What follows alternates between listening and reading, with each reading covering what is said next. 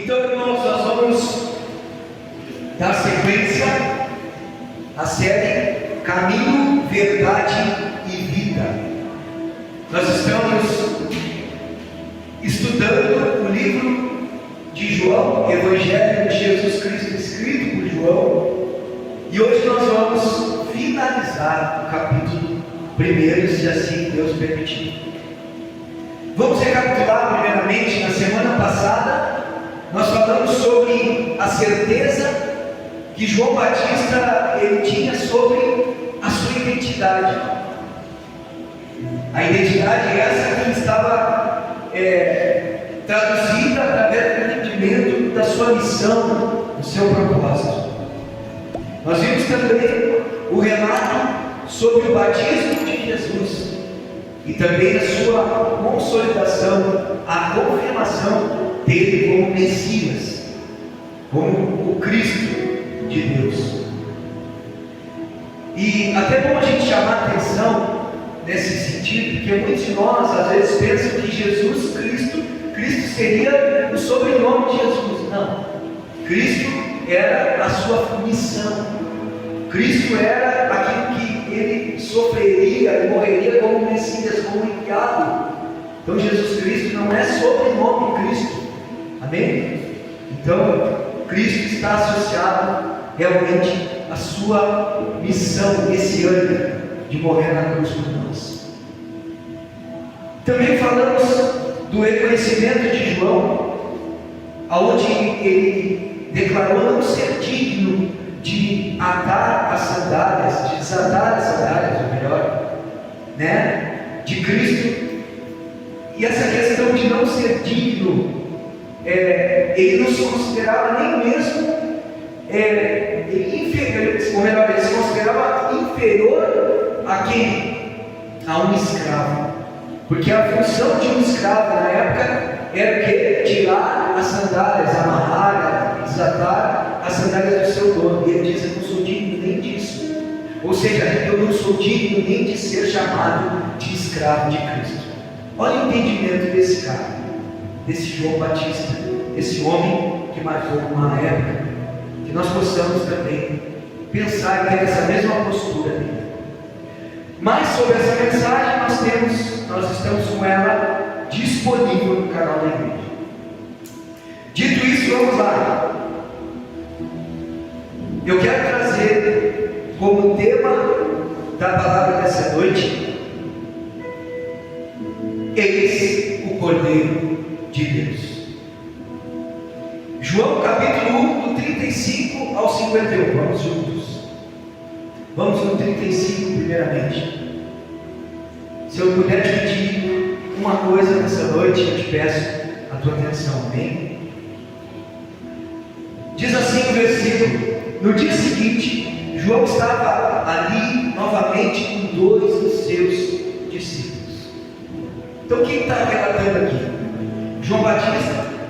Ele continuava aqui a sua obra de testemunho sobre a vinda do Messias e que ele também tinha, e a Bíblia informa isso, que ele tinha discípulos que o seguiam. Então aqui no dia seguinte, João estava ali novamente com seus 2 discípulos. Então esses discípulos, eles aprendiam com os ensinamentos e com o testemunho de João.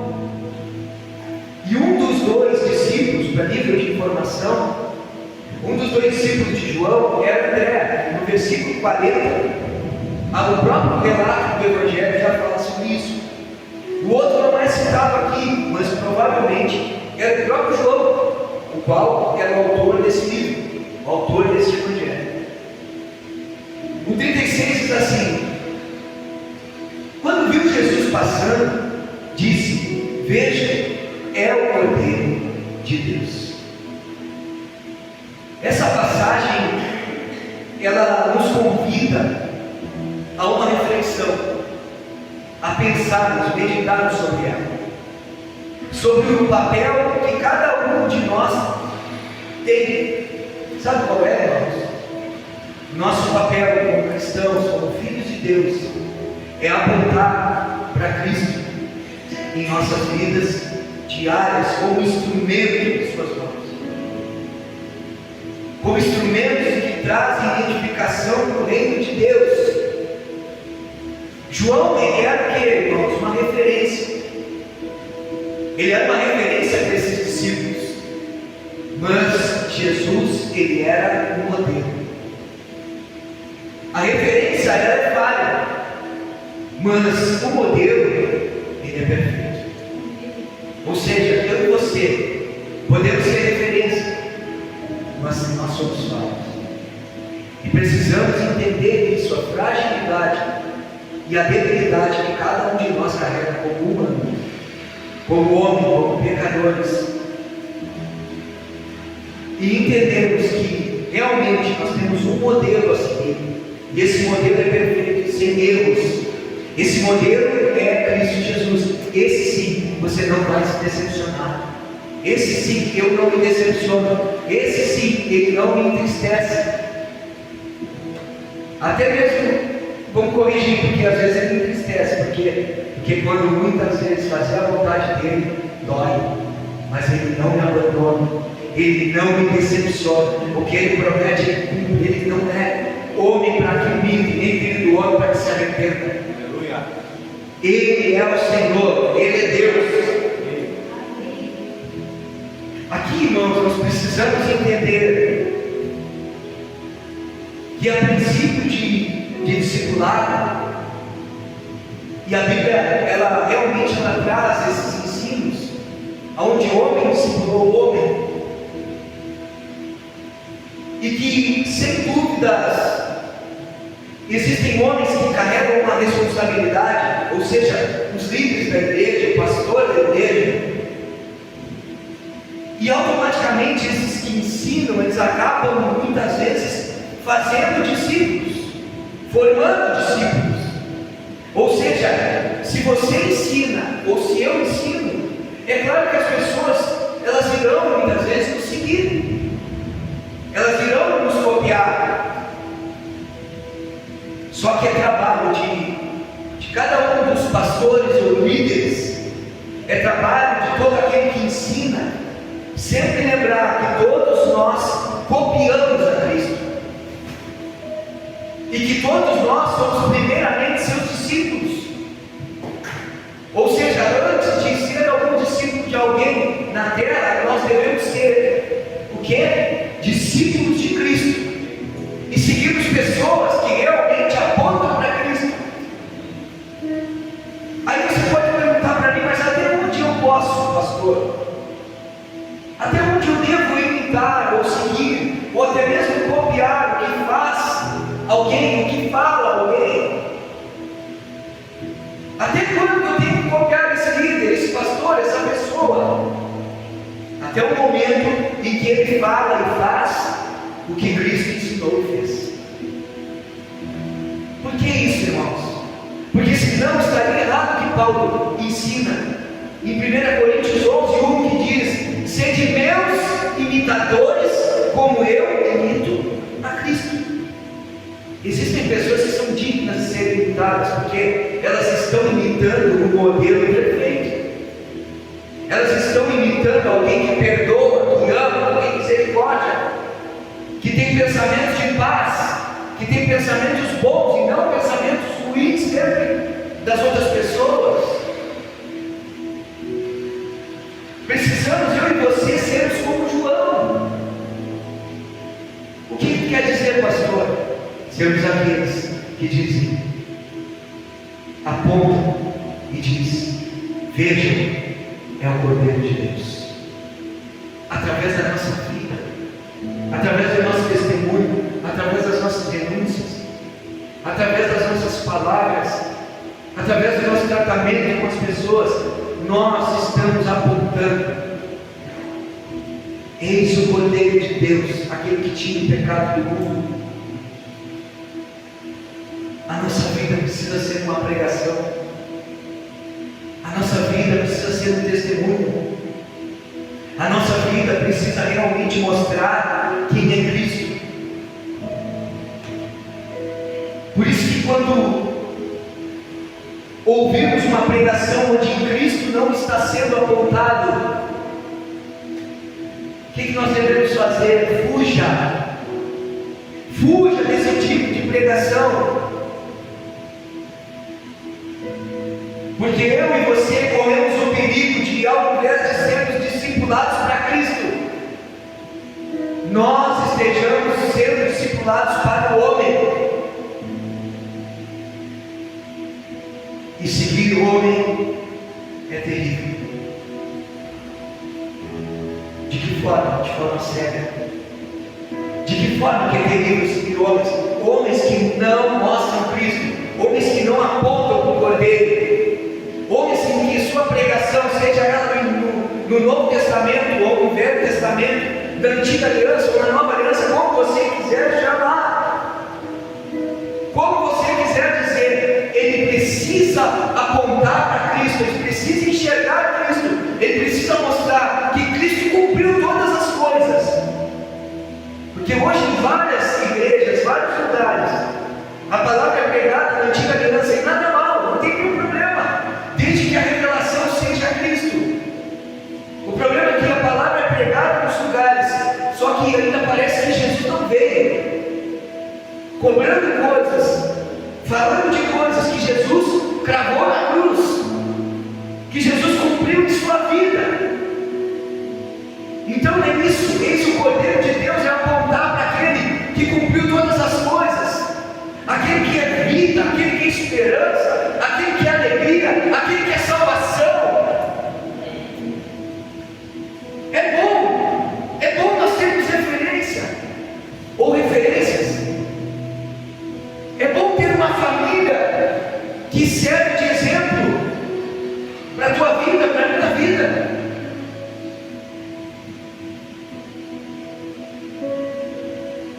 Isso aconteceu já durante a história da igreja e acontece até hoje. Referências, boas referências, pessoas que mostram Cristo, mas nunca esqueça, elas também são falhas, como você. Essas referências também estão no tratamento, em construção e desconstrução, como eu e como você.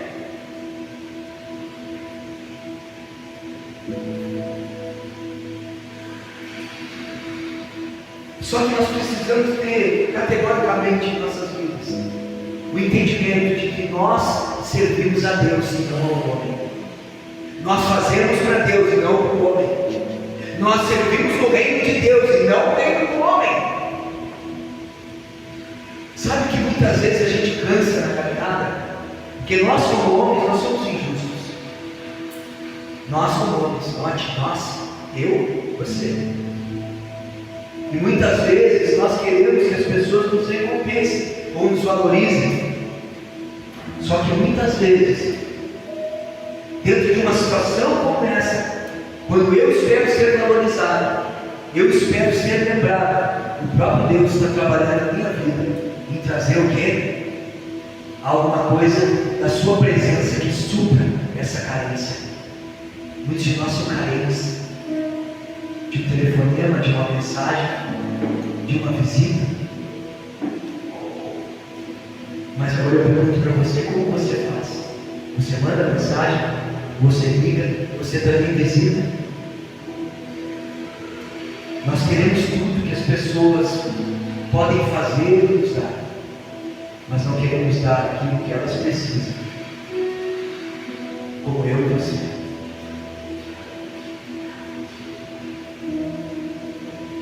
Apontar para Cristo é ter no seu DNA realmente a essência dele. Versículo 37 ele diz: ouvindo dizer isso, os dois discípulos seguiram a Jesus. Só existe verdadeira pregação se Cristo é apontado. Aí não importa, como eu falei aqui antes, se muitas vezes aquele pastor ele só prega a antiga aliança ou nova aliança.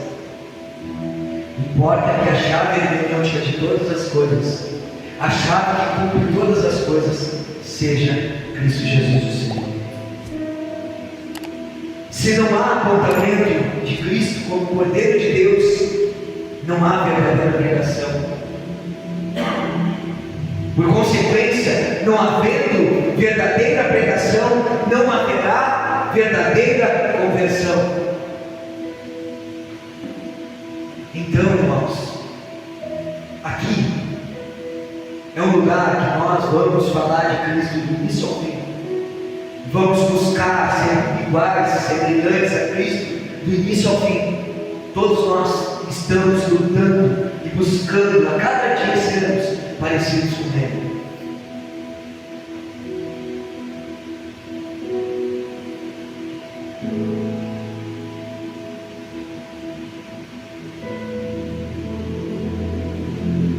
Eles eram discípulos de João e agora são discípulos de Cristo. Por quê? Por que eles foram e seguiram Jesus? Porque João não ficou preocupado que ia perder alguém. João não ficou preocupado que a igreja dele ia diminuir de membros. João só se preocupou em apontar para Cristo. Quem aponta para Cristo, irmãos, muitas vezes vai perder pessoas. Quem treina pessoas, quem discipula pessoas, quem ensina pessoas, quem realmente trabalha na vida de pessoas, forja essas pessoas, muitas vezes vai abrir mão delas para que elas possam fluir no reino de Deus. Se muitas vezes Deus está realmente dando essa direção.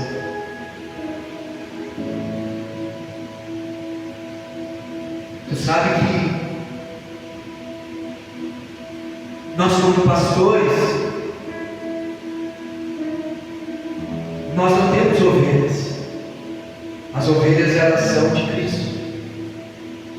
Ao mesmo tempo que eu sou pastor, que dou direção para o rebanho que é de Cristo, eu também sou uma ovelha dele, conduzida pelo bom pastor que é Jesus.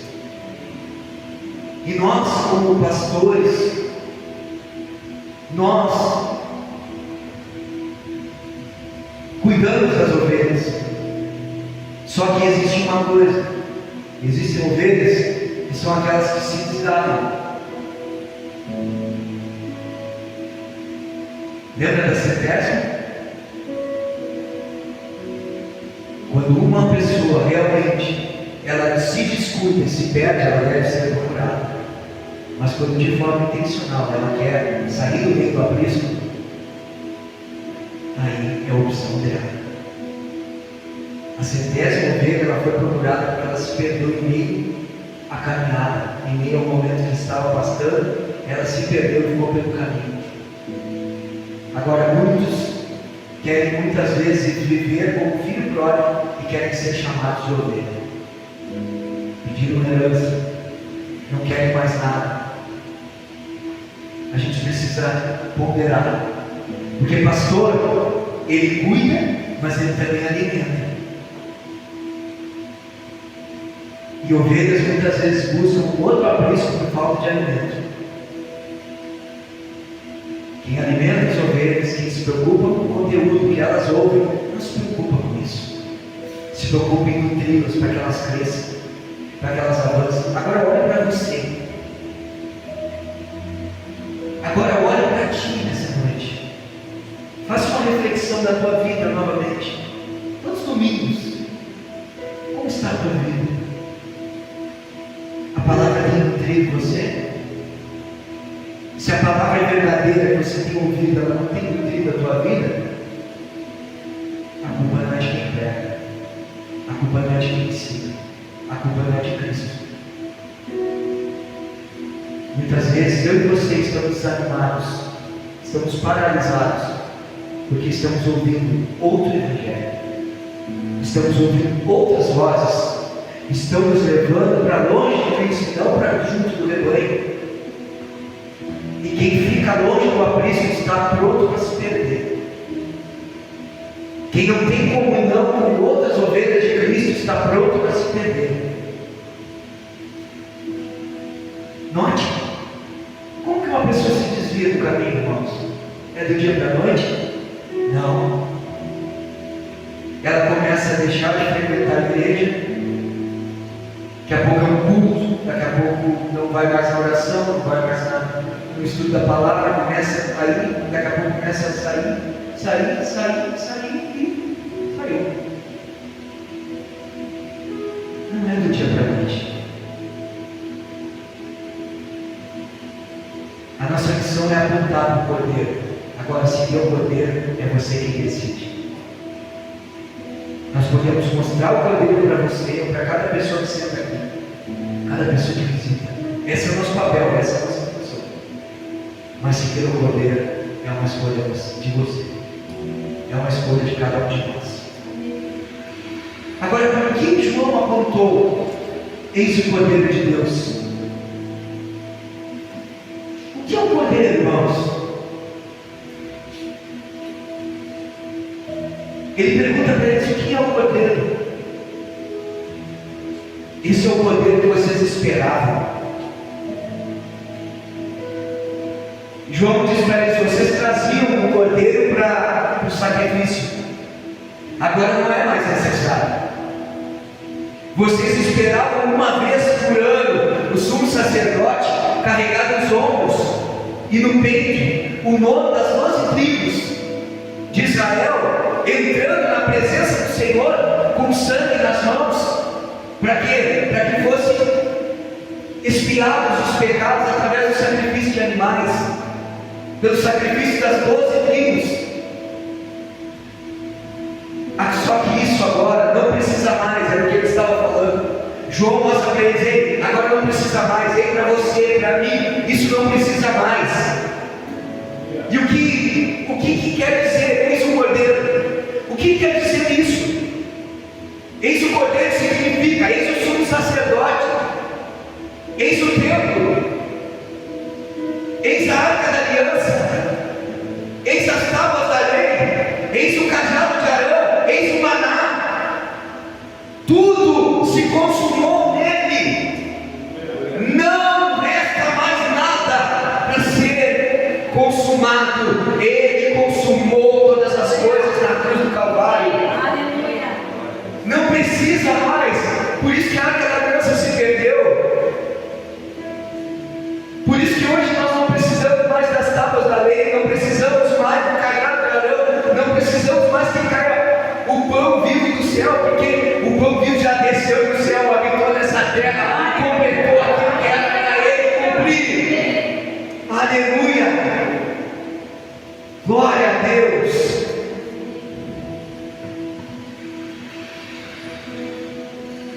Por isso, irmãos,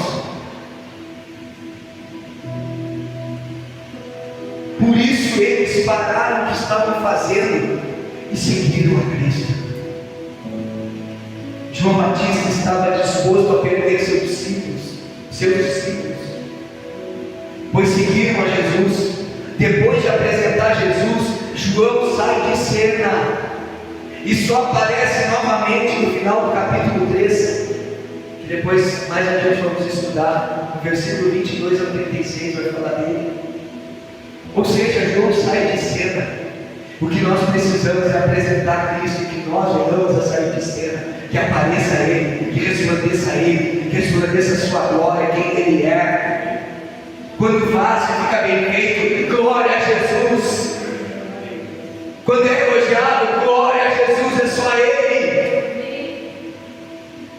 Quando está dando certo as coisas na tua vida, glória a Jesus, é Ele. Quando está dando errado, glória a Jesus, Ele continua sendo Deus.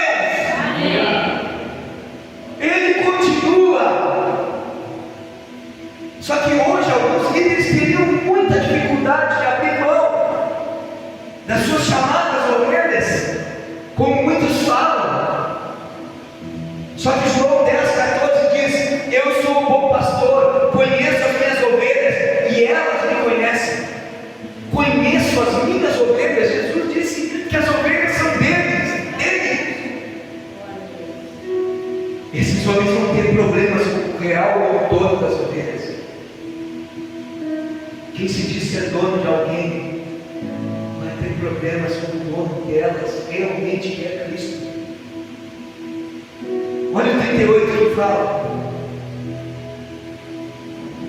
voltando-se e vendo Jesus que os dois o seguiam, perguntou-lhes: o que vocês querem?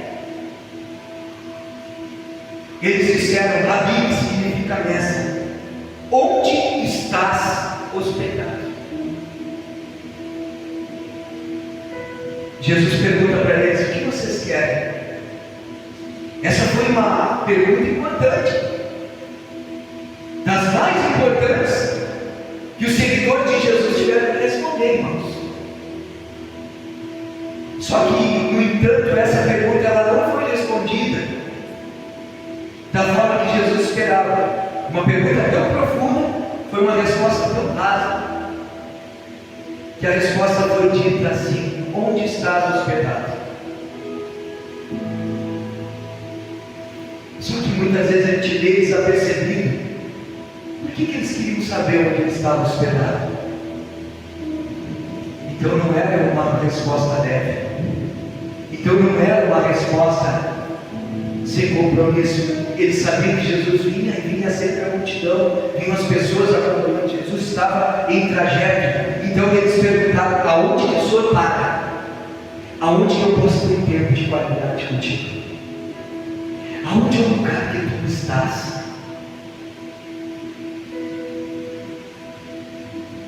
Eles queriam saber o que realmente Jesus tinha para falar para eles. E também Jesus queria deixar bem claro o seu propósito para aqueles novos discípulos. O que vocês querem? Ou seja, o que move vocês? O que move vocês até mim? Quais são os seus interesses? Qual a sua busca? Era esse o teor da pergunta. É como se Jesus olhasse para eles e perguntasse assim: será que vocês não estão procurando um revolucionário? Ou vocês não estão, de repente, procurando uma vida mais fácil? Se fosse esse o objetivo de Jesus, Jesus não seria a melhor escolha, certamente, irmãos. Jesus então começou a ensinar-lhes que tipo de compromisso o seu discipulado exigiria deles. Agora me chama a atenção isso, irmãos, que esses discípulos de João, eles queriam passar um tempo com o Senhor, queriam ouvi-lo. Aqui, irmãos, quantos de nós perdemos o prazer da presença? Quantos de nós não conseguem mais ter prazer na presença de Deus? Quantos de nós não oram nem pelo alimento mais em casa? Quantos de nós passam uma semana sem bebida? Quantos de nós não tem mais vontade de frequentar a comunidade? E aí você vai achar culpados? Eu vou achar culpados? Eu pego e provo para cada um de nós, apenas um para mim, de que eu tenho tempo para buscar Deus. E eu provo para você. Se você me prestar o seu celular, eu te mostro rapidamente que você tem tempo.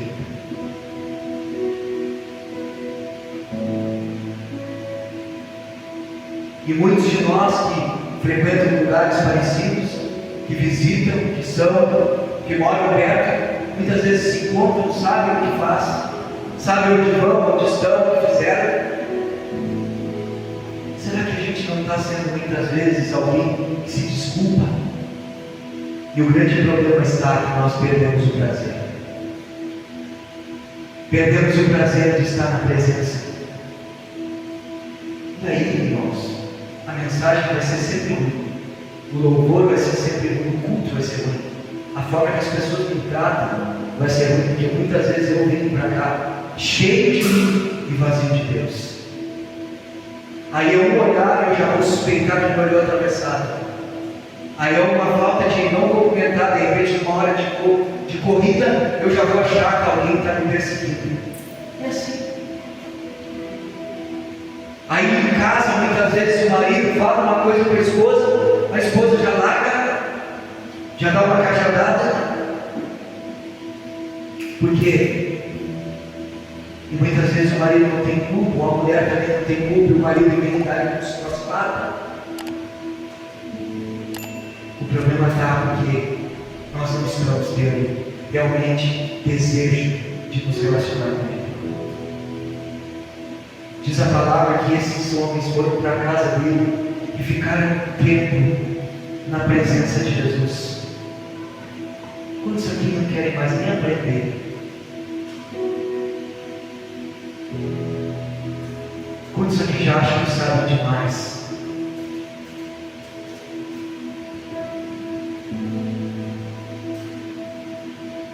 Nós desvalorizamos a presença, irmãos. E nós venhamos a ser como esses discípulos que desejaram estar na presença dele. 39 diz assim: respondeu ele: venham e verão.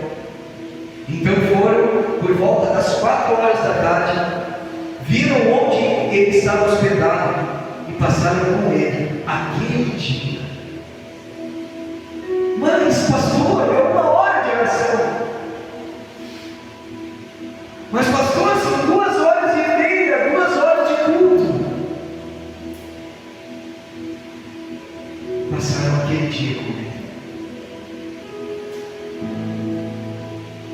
Muitas vezes nós não conseguimos ficar 1 hora em oração, mas muitas vezes vemos uma série inteira numa noite. Muitas vezes aqueles que gostam de outra coisa, de fazer outras coisas, fazem, jogam videogame, passam uma noite. Outros como eu que gostam de pescar, se tiver que passar uma noite pescando, vai pescar. Outros que gostam de conversar com pessoas, se tiver que passar uma tarde, vai conversar e vai ficar. Então o problema é que a gente perdeu realmente o prazer pela presença de Deus. A gente precisa rever isso. Ele diz aqui que já era quase a hora 10ª. Aqui precisa dar um contexto que existia 2 tipos de contagem do tempo. João, ele usava o método, a forma, que começava a contar um novo dia ao pôr do sol. Os judeus começavam a contar um novo dia ao pôr do sol anterior, o dia anterior. O dia dos romanos começava à meia-noite, como o nosso dia de hoje. Como é que nós contamos a hora?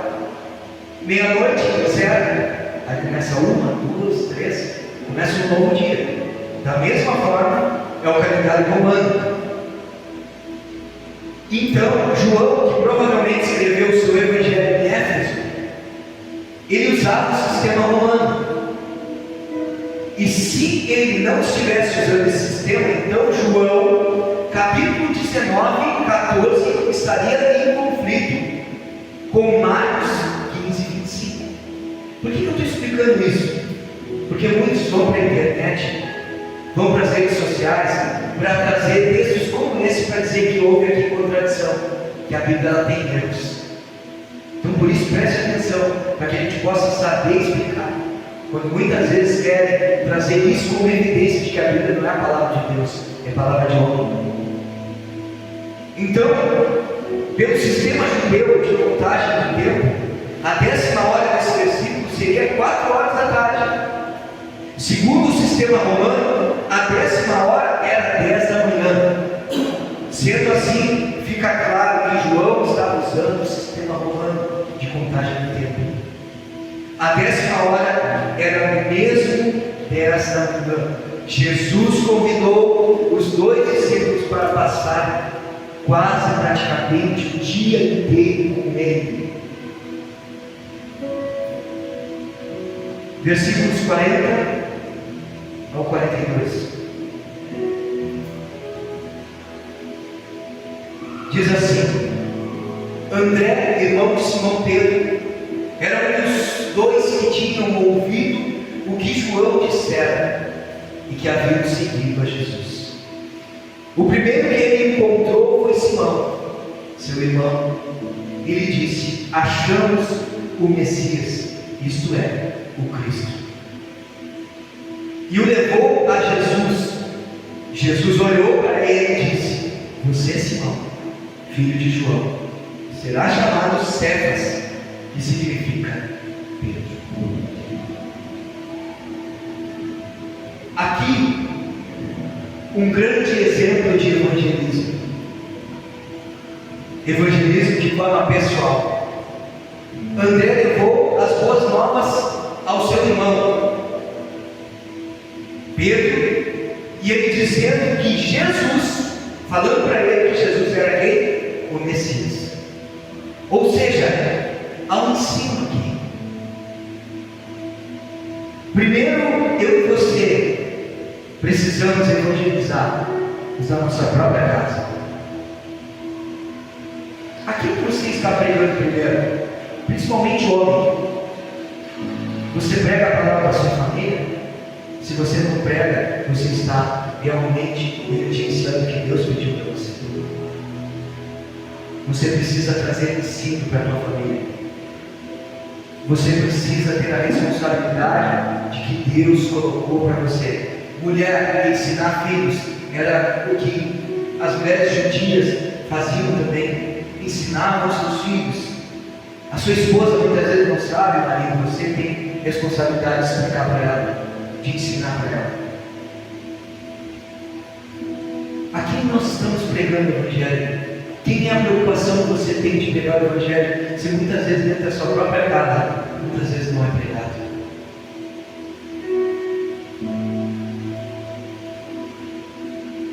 Você já parou para pensar por que Deus te colocou nessa família? Por que Deus te colocou nesse trabalho? Por que Deus te colocou naquela escola, faculdade, seja o que for?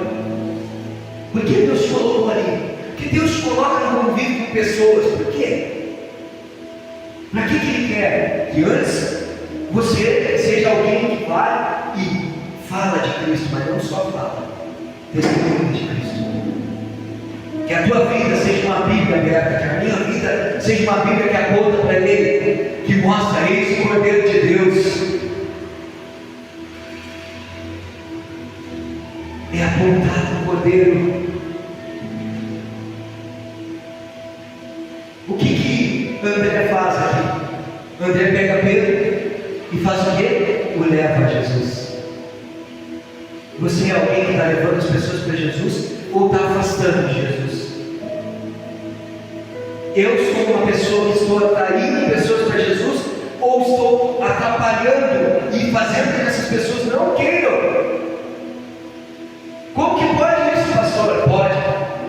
Através da minha forma de vida.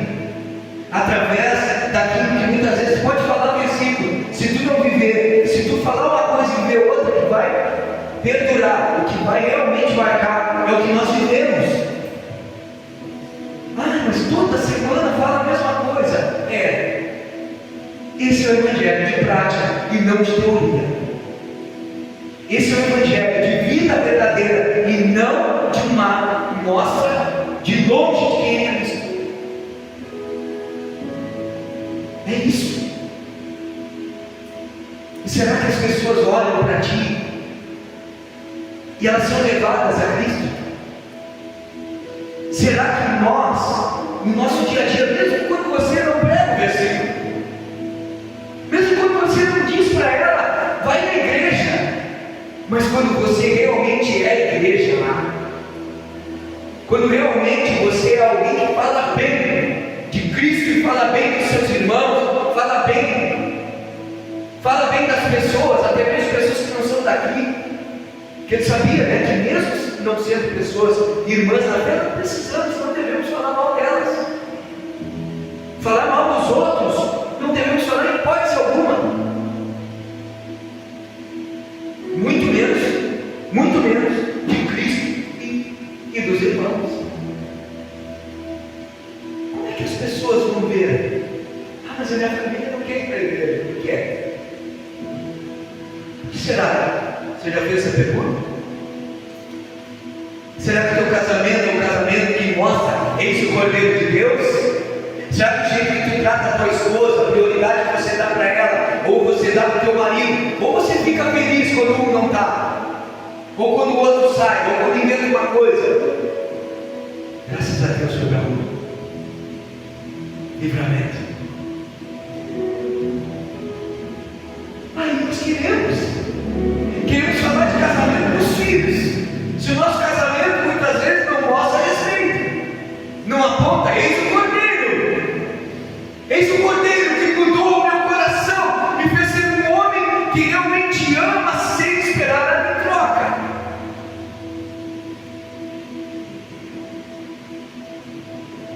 É sério. Levar pessoas a Jesus.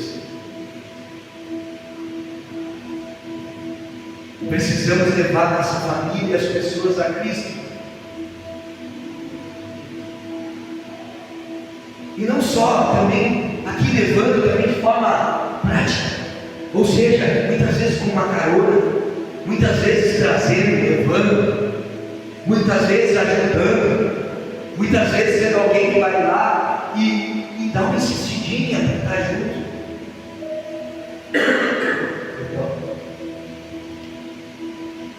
André ainda aparece mais 2 vezes no Evangelho de João. João 6:4-9, João 12, do 2 ao 22, ele é relatado sobre André. E em ambas as citações em que ele está inserido, ele está levando alguém para Jesus. Depois você pode ler na sua casa. Ele está levando pessoas para Cristo. Veja, irmãos, como Jesus ele vai ao encontro da necessidade pessoal de cada um deles aqui. A André, Jesus revelou o que? A sua humildade. A Pedro, Jesus revelou a sua habilidade de mudar o caráter humano. A Filipe, ele revelou sua autoridade. A Natanael, ele revelou sua onisciência.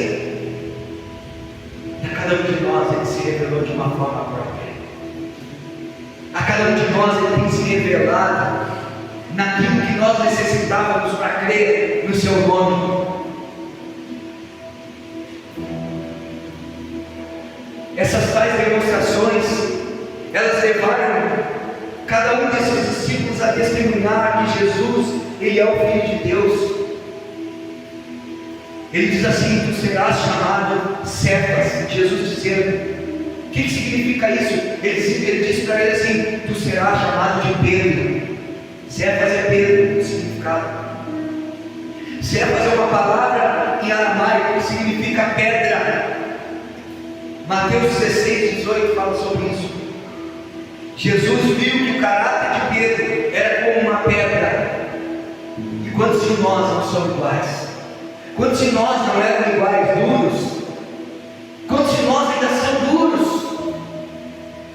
Jesus ele vem da nossa necessidade, ou seja, ele vem e mostra o que nós realmente precisamos ver dele, que ele é aquele que transforma o nosso caráter e amolece o nosso coração.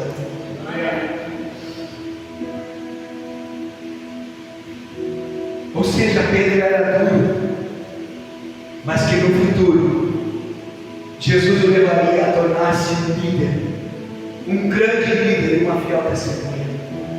Nas mãos de Jesus. Em quem você está? Nas mãos de quem?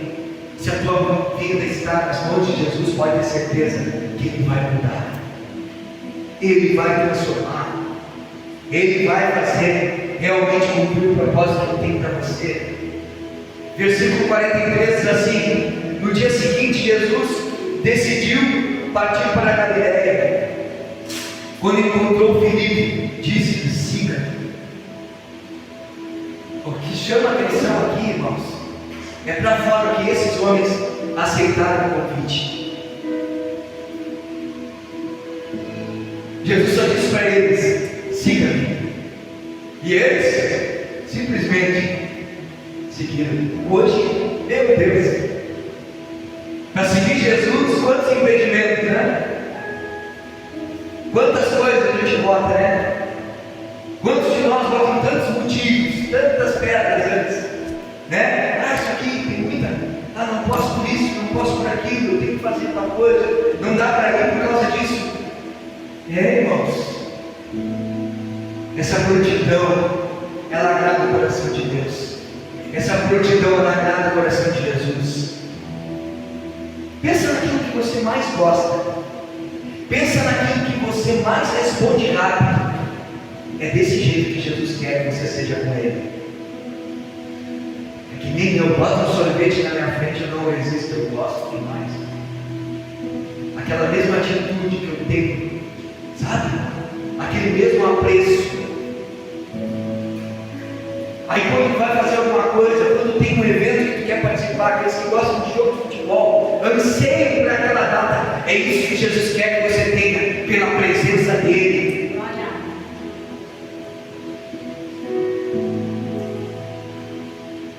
É isso que está faltando para nós. É esse desejo de seguir a Jesus por quem Ele é, por aquilo que Ele já fez. Cara, isso queima o nosso coração, irmãos. Você tem que falar conosco. 45 e 46. Filipe, como André e Pedro, era da cidade de Betsaida. Filipe encontrou Natanael e lhe disse: achamos aquele sobre quem Moisés escreveu na lei. Ou seja, o que a lei dizia, ele cumpriu. E a respeito de quem os profetas profetizaram, também escreveram: Jesus de Nazaré, filho de José. Ele é o cumprimento. O nome aqui, irmãos, Natanael, ele não é mencionado nos outros evangelhos chamados sinóticos, que são Mateus, Marcos e Lucas. Aqui aparece o nome Bartolomeu. Nesses evangelhos aparece o nome Bartolomeu junto ao nome de Filipe. Ou seja, Natanael é o mesmo Bartolomeu. Trata-se da mesma pessoa. 46. Perguntou Natanael: Nazaré, pode vir alguma coisa boa de lá? Disse Filipe: venha e veja. Natanael sabia que os profetas do Antigo Testamento, eles haviam profetizado que o Messias, ele nasceria em Belém.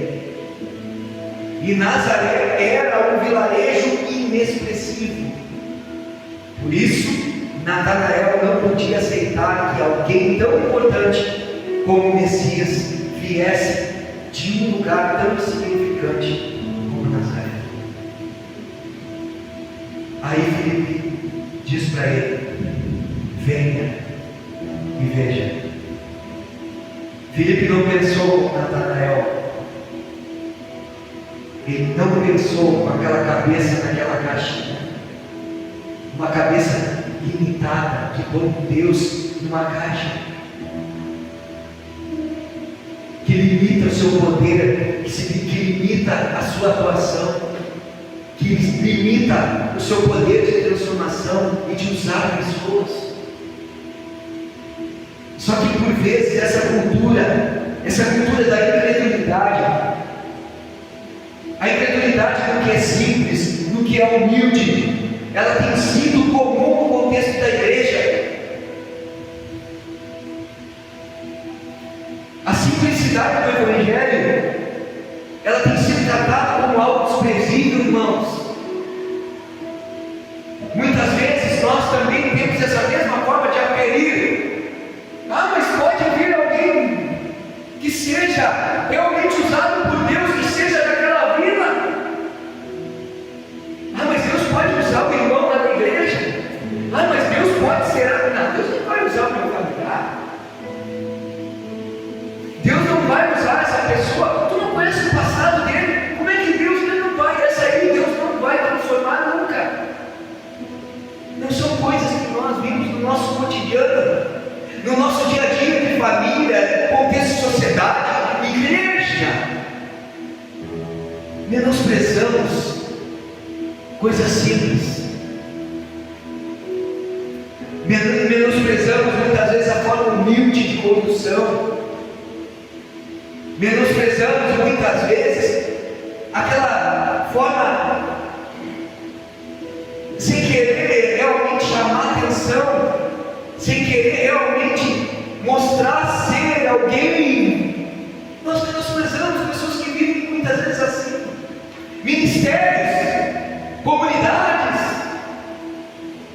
pastores, líderes, irmãos, menosprezamos, porque não tem views na internet, porque não estão com a igreja lotada, porque não tem aquele louvor que abala, porque não tem aquela estrutura com ar-condicionado, com bancos confortáveis. Só que isso não tem nada a ver com o real evangelho. Isso não se define por estrutura, não se define por treinamento, se define realmente por coração, realmente apto, desejoso de obediência e de uma vida cristã, que manifesta a vontade de Cristo. O poder vai se manifestar em todo aquele que é assim.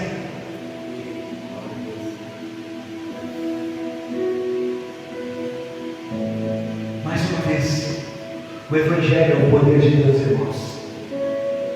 O poder de Deus não está em fazer movimento na igreja, não está em fazer barulho, irmãos, está em realmente aquietar o seu coração e ouvir a Deus falar. Que muitas vezes está muito barulho, difícil de ouvir até a voz de Deus.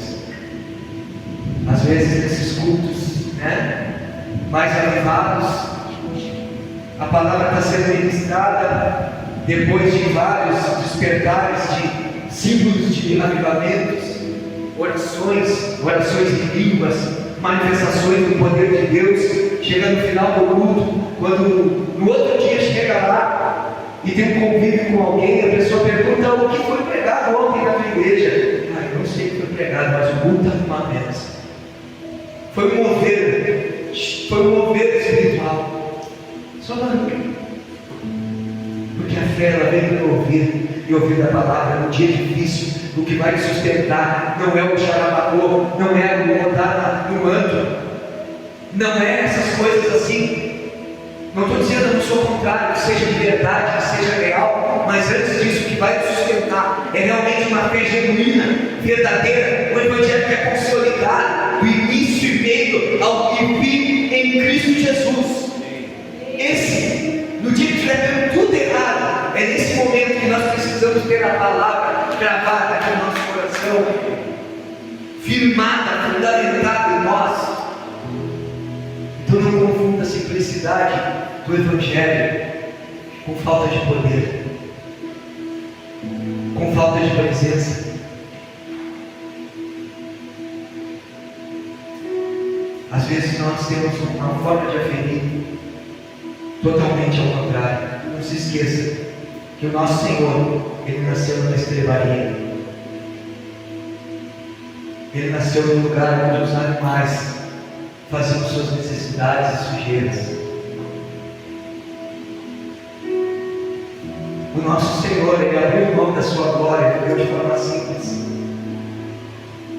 Hoje se nota, se mostra, se faz status de poder de Deus e de presença de Deus, pela forma que muitas vezes está tudo arquitetado, desde o vestimento daquele que prega,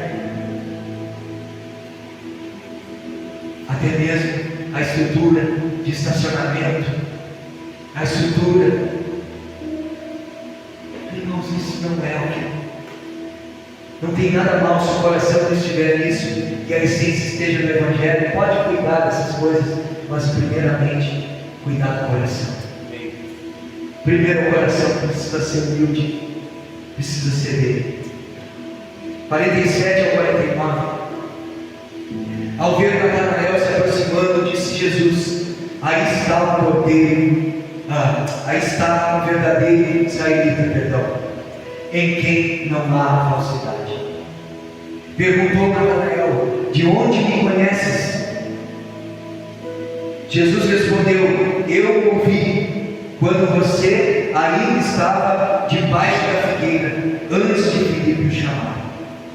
Então Natanael declarou: mestre, tu és o Filho de Deus, tu és o rei de Israel, os 50 e os 51, Jesus disse: você crê porque eu disse que vi você debaixo da figueira? Você verá coisas maiores do que essa. Então acrescentou: digo-lhes a verdade. Eu achei que cortei.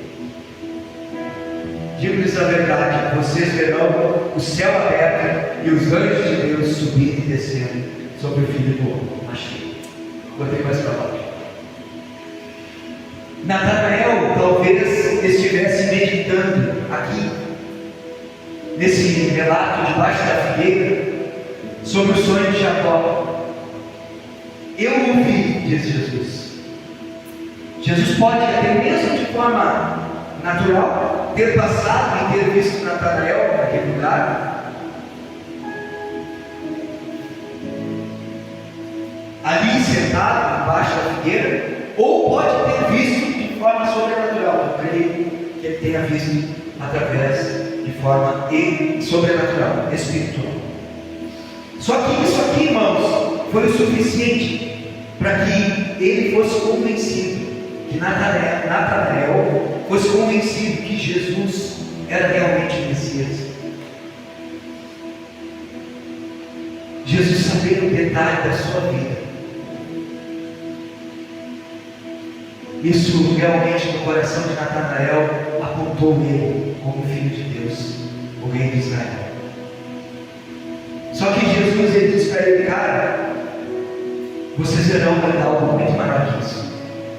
Vocês verão o céu aberto e os anjos de Deus subindo e descendo sobre o Filho do Homem. Aqui também faz alusão e lembra Jacó.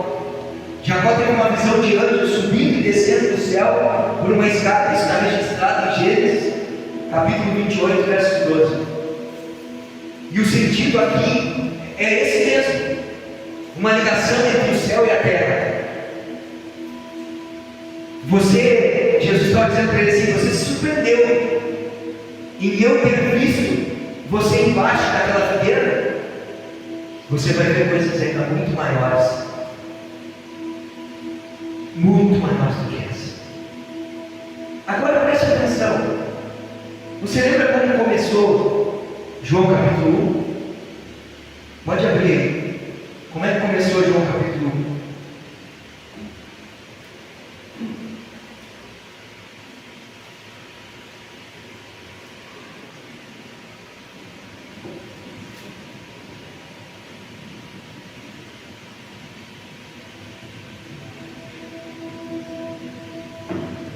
O que diz no primeiro versículo aí?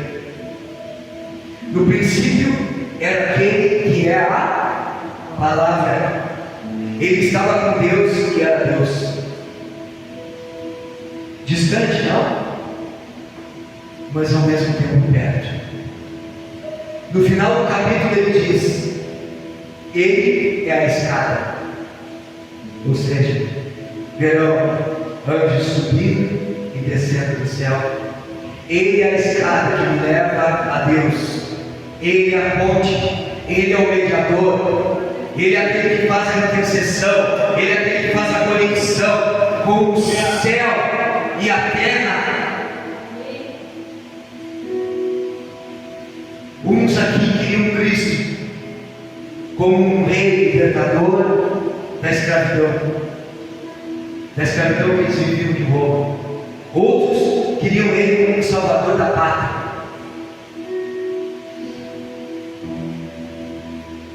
Hoje seria o mesmo de cada um de nós que muitas vezes tem uma expectativa de que ele é aquele que vai me tirar do desemprego, o que vai me fazer prosperar, o que vai curar a minha enfermidade. Às vezes essa é a nossa esperança. É isso que nós, quando Jesus olha para ele: o que vocês querem? Muitos de nós às vezes querem isso. E Cristo pode fazer todas essas coisas. Cristo pode realizar todas elas.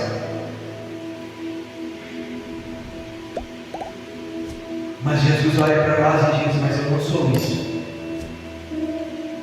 Eu sou o Cordeiro de Deus, que tirando o pecado do mundo, te dou acesso ao trono dos céus. Aí, quantas vezes eu e você somos como Natanael? Ou melhor, precisamos ter um evento, alguma coisa, situações que aconteçam na nossa vida, para que a gente possa crer. Mas muitos de nós, quantas coisas Jesus já fez, quantas coisas Jesus já realizou nas nossas vidas, mas mesmo assim, muitos de nós têm dúvidas ainda ao seu respeito. Será que eu e você não temos amostras o suficiente para crer no seu nome, para saber que o Cordeiro de Deus, Ele é aquele que muda qualquer situação, é aquele que tem controle nas suas mãos, é aquele que não esquece de mim, é aquele que me sustenta, é aquele que na hora mais difícil da minha vida está ao meu lado? Por que tanta dúvida? Porque muitos de nós ainda duvidam a seu respeito. Quais são as tuas dúvidas a respeito de Cristo? Elas podem ser respondidas, todas elas através de uma intimidade com o Espírito Santo, através de achar prazer nele. Que eu e você possamos sair nessa noite daqui realmente dizendo: Senhor, restaura o prazer pela tua presença. Quantos de nós realmente vão precisar ser verdadeiros nessa oração? Em nome de Jesus, vamos ficar de pé.